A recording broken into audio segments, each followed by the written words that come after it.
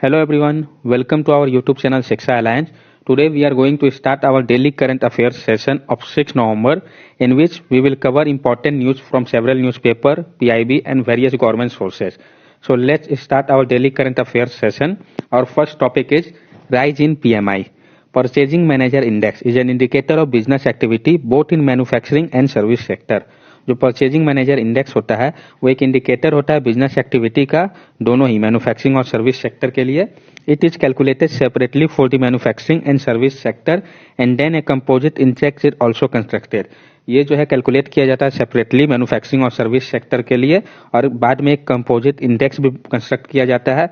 The PMI summarise whether market condition as views by purchasing manager are expanding, neutral और contracting.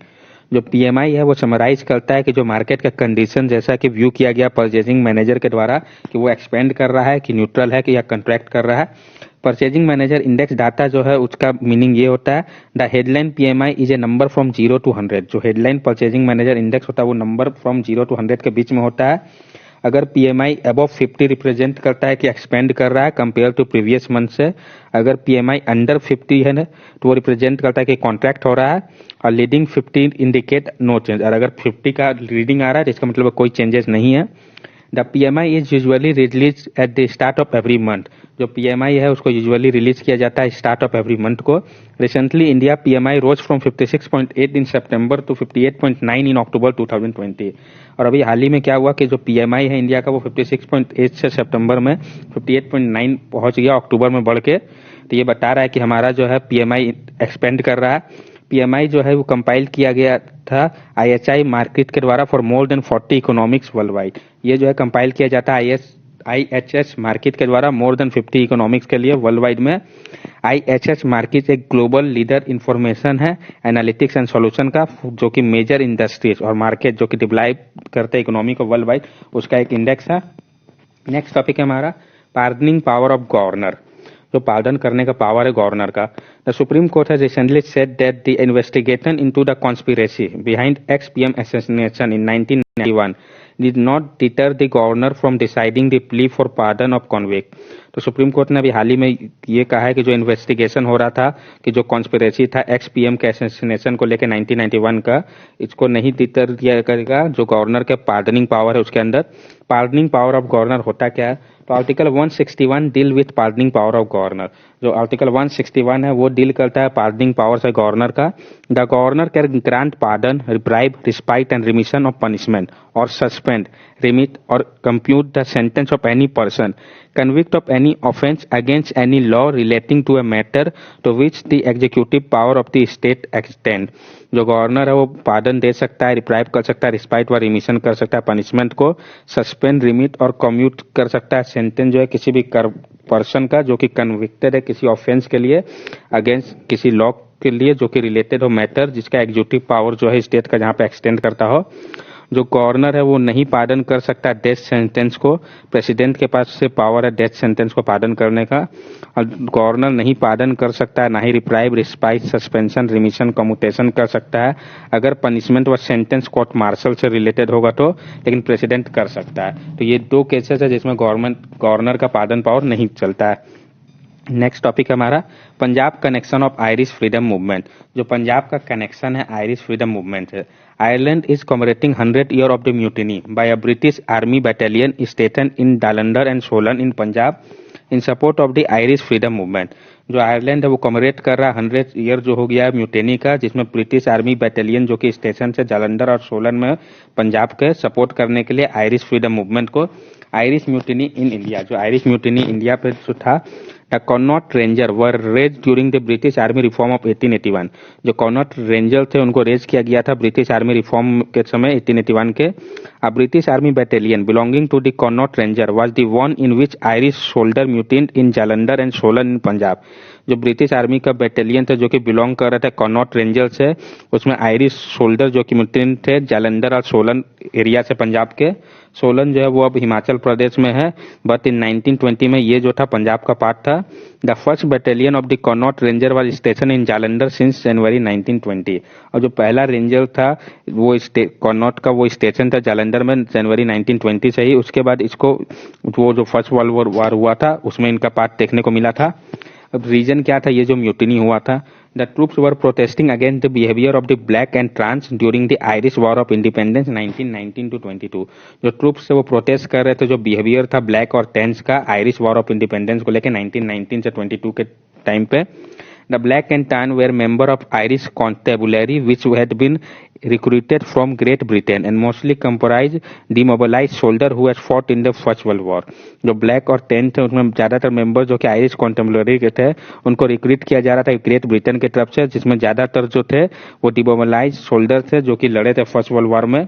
जो Irish soldier थे वो महसूस कर रहे थे कि ये जो है उनके सॉलिडेरिटी और कॉम्पिटिटर के खिलाफ है, इस कारण उन्होंने जून और जुलाई 1920 पे कुछ जो रेजिमेंट थे वो लोगों ने म्यूटिन किया। कुछ जो थे म्यूटिन सोल्जर को बाद में कोर्ट मार्शल भी कर दिया गया था। नेक्स्ट टॉपिक है हमारा char chaporis of Assam. A proposed museum reflecting the culture and heritage of the people living in Char Chaporis has stirred up a controversy in Assam। जो एक प्रपोज म्यूजियम है वो जो कल्चर और हेरिटेज को जो पीपल रहते थे चार चपोरिस में वो एक कंट्रोवर्सी क्रिएट कर दिया असम पे। चार चपोरिस है क्या? तो char is a floating island while chaporis are low lying flood prone river bank. जो चार होता है वो फ्लोटिंग आइलैंड होता है जबकि चपोरिस आपका low lying flood prone river bank है। They are usually interchangeably as they keep changing shape. A char can become a chapori और vice versa depending on the push and pull of the Brahmaputra. ये जो है वो interchangeably है, बदलते रहते हैं, कभी चार चपोरी बन जाता है और कभी चपोरी चार बन जाता है, डिपेंड करता है जो पुश और पुल होता है ब्रह्मपुत्र रिवर का।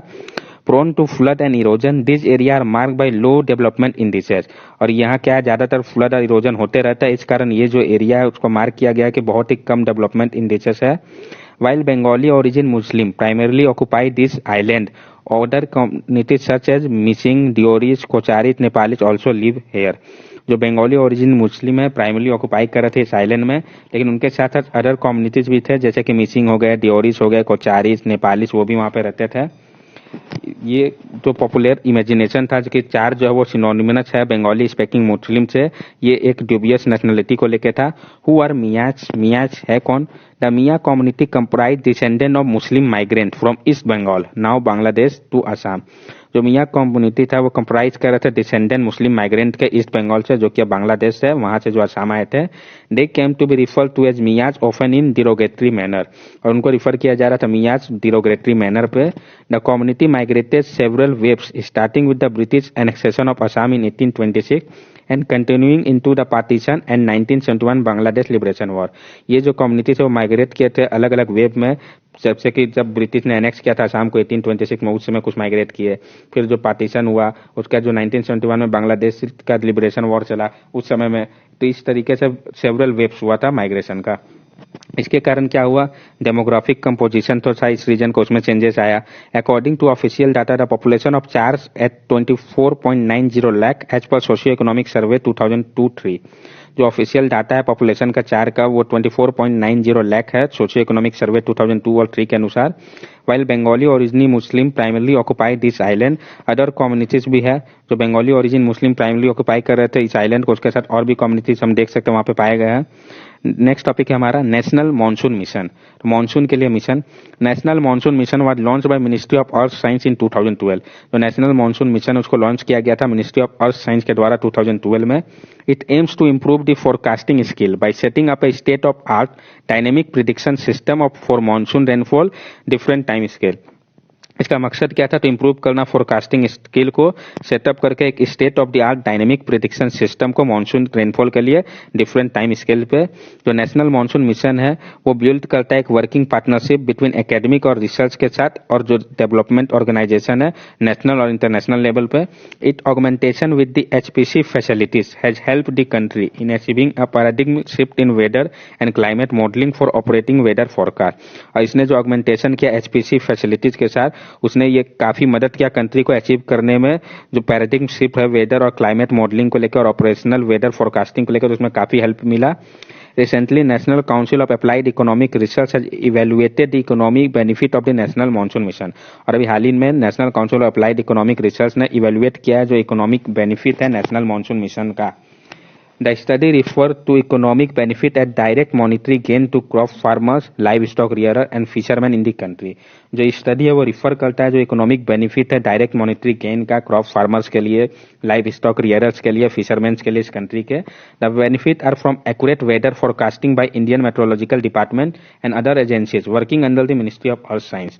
जो बेनिफिट है वो एक्यूरेट वेदर फोरकास्टिंग के कारण है इंडियन मेट्रोलॉजिकल डिपार्टमेंट और साथ साथ जो इनके एजेंसीज है जो कि वर्क कर रहे हैं. अब कुछ जो बेनिफिट है वो इस प्रकार से है. Agro metrological services for farmer is one of the most prominent weather service of IMD. जो एग्रो मेट्रोलॉजिकल सर्विस है फार्मर्स के लिए वो एक मोस्ट प्रोमिनेंट वेदर सर्विस है आईएमडी का. Everyday ocean state forecast and warning to fisherman going out to the sea by Indian national centre for ocean information service help in elimination of less और no productive trip for the ocean. जो हर एक दिन ocean state forecast के द्वारा warning दिया जाता है fisherman को जो सी पे जाते हैं Indian national centre for ocean information service के द्वारा. ये मदद करता है, एलिमिनेट करता है लेस और नॉट सो प्रोडक्टिव ट्रिप्स करे ओशियन को लेके. Potential fishing zone advisory result करता है successful trip generating additional cases. इसके कारण वो ज्यादा से ज्यादा कैच कर पाता है फिश को. हमारा नेक्स्ट टॉपिक है Luhri stage 1 hydro electric project. तो ये है क्या? It is located on river Sutlej in Shimla and Kullu district of Himachal Pradesh. ये जो प्रोजेक्ट है हाइड्रो इलेक्ट्रिक प्रोजेक्ट ये लोकेटेड है रिवर सतलज में शिमला और कुल्लू डिस्ट्रिक्ट में हिमाचल प्रदेश के. This project will generate 758.20 million unit of electricity annually. और ये जो प्रोजेक्ट है वो जनरेट करेगा 758.20 मिलियन यूनिट इलेक्ट्रिसिटी एनुअली जो कि मदद करेगा प्रोवाइडिंग ग्रिड स्टेबिलिटी को और इम्प्रूव करेगा पावर सप्लाई पोजीशन को. Beside adding valuable renewable energy to the grid the project would also lead to a reduction of 6.1 lakh ton of carbon dioxide from the environment annually, thus contributing to an improvement in air quality and less air pollution. ये सिर्फ add ही नहीं करेगा जो valuable renewable energy है grid का उसमें, ये साथ साथ रिड्यूस करेगा 6.1 लाख टन कार्बन डाइऑक्साइड को एनवायरमेंट से एनुअली. इससे क्या होगा? ये कंट्रीब्यूट करेगा इंप्रूवमेंट में एयर क्वालिटी का और एयर पॉल्यूशन को कम करने में भी मदद करेगा. Himachal Pradesh will benefit with free power worth around ₹1,140 crore during the project life cycle of 40 years. Himachal Pradesh को बेनिफिट होगा कि फ्री पावर मिलेगा वर्थ अराउंड ₹1,140 करोड़ का जो प्रोजेक्ट का लाइफ साइकिल है 40 ईयर्स के ड्यूरेशन में. ये जो प्रोजेक्ट है वो अफेक्ट करेगा फैमिलीज को जिनको कि प्रोवाइड किया जाएगा 100 unit of electricity per month for 10 years तक. It is being implemented by Satluj Jal Vidyut Nigam Limited on build, own, operate, maintain basis with active support from Government of India and State Government. इसको implement किया जा रहा है सतलज जल विद्युत निगम limited के द्वारा on build, on, operate, maintain basis में, जिसमें एक्टिव सपोर्ट होगा गवर्नमेंट ऑफ इंडिया और स्टेट गवर्नमेंट का. अभी हाल ही में cabinet committee on economic affair ने अप्रूव कर दिया कि वो इन्वेस्ट कर रहे हैं 210 megawatt Luhri stage 1 hydro electric project में. That's all for today's daily current affairs session. अब हम लोगों ने जो आज पढ़ा उसको हम ब्रीफली देख ले कि क्या क्या हम लोगों ने आज पढ़ा है. तो हमारा पहला टॉपिक था राइज इन पीएमआई. तो सबसे पहले हम लोगों ने इस पे देखा कि है क्या ये, फिर कैसे कैलकुलेट किया जाता है, पीएमआई डाटा का मतलब क्या होता है, फिर इंडिया का प्रेजेंट पीएमआई क्या है. देन हम लोगों ने पढ़ा पार्डनिंग पावर ऑफ गवर्नर. तो फिर इसमें हम लोगों ने देखा कि न्यूज में ये क्यों आया, पार्डनिंग पावर होता क्या है, किस आर्टिकल में है, कौन कौन सा पार्डनिंग पावर गवर्नर के पास है और कौन से नहीं है. अब तक हम लोगों ने किया Punjab connection of Irish freedom movement. तो इसमें हम लोगों ने देखा कि ये न्यूज में क्यों आया, फिर आयरिश म्यूटिनी और इंडिया के बारे में जाना, फिर रीजन क्या था म्यूटिनी का. देन हम लोगों ने किया 4 चपोरिस ऑफ असम. तो न्यूज में क्यों आया, 4 चपोरिस है क्या, वाई दे आर यूज और हु आर मियाज. देन हम लोगों ने किया नेशनल मानसून मिशन. तो किस मिनिस्ट्री ने लॉन्च किया है और कब लॉन्च किया है. देन हम लोगों ने इसका एम देखा, फिर इससे क्या बेनिफिट है इसको कंसीडर किया. और हमारा लास्ट टॉपिक था Lurie stage 1 hydro electric project. तो इसमें हम लोगों ने सबसे पहले देखा किस रिवर पे है, कहाँ पे है, प्रोजेक्ट के बेनिफिट क्या है, फिर इम्प्लीमेंट क्यों किसके द्वारा किया जा रहा है, न्यूज में क्यों आया. That's all for today daily current affairs session. अगर आपको हमारी वीडियो अच्छी लगी हो तो हमारे चैनल को सब्सक्राइब करें, हमारे वीडियो को लाइक करें और ज़्यादा से ज़्यादा शेयर करें. This are our social media link. From here also you can stay connected with us and give us your valuable feedback. Thank you and have a nice day.